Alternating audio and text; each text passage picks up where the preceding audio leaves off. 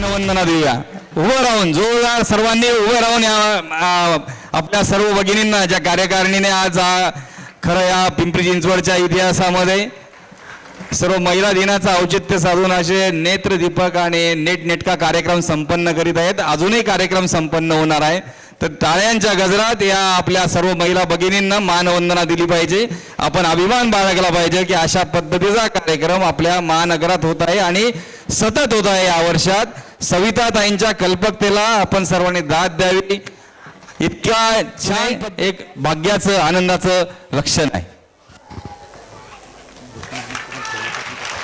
आणि ज्या भूषणवाणी जे लवकरच आपलं IPO लॉन्च करणार आहेत अशा भूषण वाणींच्या सौजन्यातून हा कार्यक्रम संपन्न होत आहेत. त्यांनी प्रत्येक कार्यकारिणी सदस्याला मौल्यवान अशी भेट दिलेली आहे आणि खरोखरच इतक्या उदार मनाचा माणूस सर्वशिप त्यांनी केलेली आहे.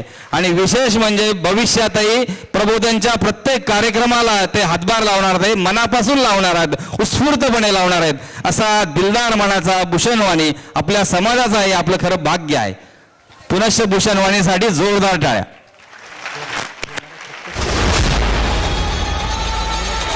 आणि प्रत्येक महिलेला सुद्धा बॅग आणि गिफ्ट दिलेलं आहे. ती प्रत्येक महिला भगिनीने घेतलेली असेल ही अपेक्षा करतो. ज्यांनी घेतली नसेल त्यांनी अवश्य द्या.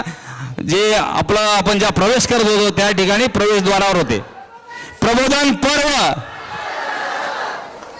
बॅगेतली पुस्तकं वाचत बॅग मध्ये